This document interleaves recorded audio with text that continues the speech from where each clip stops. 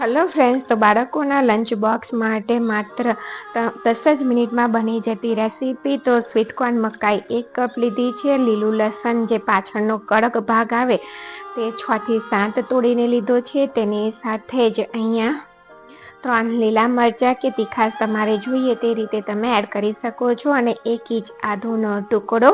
આ બધું તમે જો રાતથી પીસીને રાખો ને તો સવારે માત્ર 10 જ મિનિટમાં તમે બાળકોના લંચ બોક્સમાં હેલ્ધી બનાવીને આપી શકો છો. તો આ બધી વસ્તુને આપણે પીસી લેવાની છે. તો અહીંયા જો મિક્સર જારમાં સારી રીતે તેને પીસી અને તૈયાર કરી દીધું.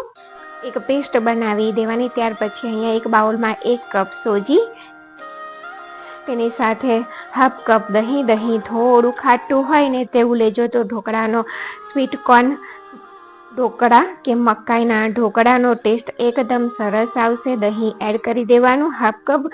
તેની સાથે જે મકાઈની પેસ્ટ બનાવીને રાખી તેને પણ એડ કરી દીધી અને તે જ મિક્સર જારમાં 1/4 કપ જેટલા પાણીને એડ કરી ધોઈ અને તેને તેની અંદર એડ કરી દીધું. અહીંયા કુલ ટોટલ આપણે 1 કપ પાણીની જરૂર પડશે, પણ 1 કપ પાણી બધું એક સાથે એડ નથી કરી દેવાનું. થોડું થોડું કરીને પાણી એડ કરવાનું. જો બેટર ઢીલું થઈ જશે તો પછી સોજી તમારે એડ કરવી પડશે અને ટેસ્ટ બગડી જશે.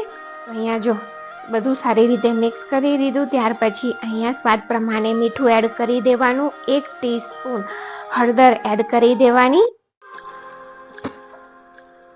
અને સારી રીતે મિક્સ કરી દેવાનું. મિક્સ કર્યા પછી અહીંયા જો આ રીતની થિકનેસ તમારા બેટરની હોવી જોઈએ અને તેને હવે આપણે રેસ્ટ કરવા માટે 10 મિનિટ માટે રાખી દઈશું.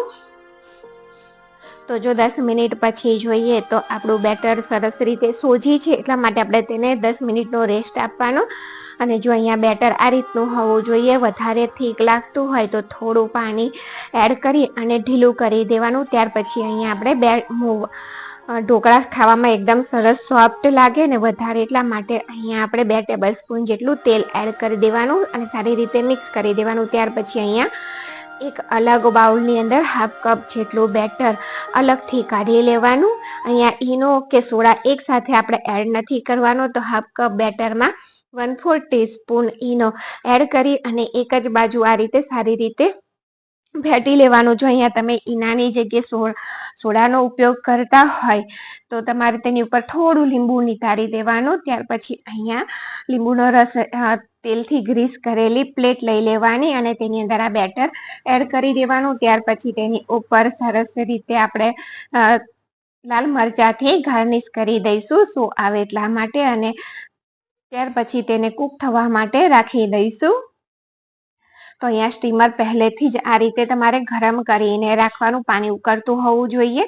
ત્યાર પ્લેટ અંદર સ્ટીમરમાં રાખી દેવાની અને 7 મિનિટ માટે મીડિયમ ગેસની ફ્લેમ પર તેને કૂક થઈ જવા દેવાનું. સ્વીટકોર્ન ઢોકળાની રેસીપી કે મકાઈના ઢોકળાની રેસીપી તો 7 મિનિટ થઈ ગઈ છે. ત્યાર પછી અહીંયા તમે જોઈ શકો છો કે સરસ રીતે કૂક થઈ ગયા છે. આ રીતે તમારે તેને ચપ્પાથી ચેક કરી લેવાનું. ચપ્પુ બિલકુલ ક્લીન નીકળે, થોડું તો એવું આવશે પણ બિલકુલ ક્લીન નીકળે એટલે સમજવાનું કે થઈ ગયા છે. તો ત્યાર પછી તેની ઉપર આપણે સિંગ તેલ રેડી અને ચમચીથી આ રીતે સ્પ્રેડ કરી દઈશું. તો મકાઈના ઢોકળા કે સ્વીટકોર્ન ઢોકળા બાળકોના લંચ બોક્સ માટે એકદમ હેલ્ધી રેસીપી છે. તો તમે જરૂરથી ટ્રાય કરજો અને વિડીયો ગમે તો ચેનલને લાઈક, શેર અને સબસ્ક્રાઈબ જરૂરથી કરજો. અને વિડીયો જોવા બદલ તમારા બધાનો ખૂબ ખૂબ આભાર.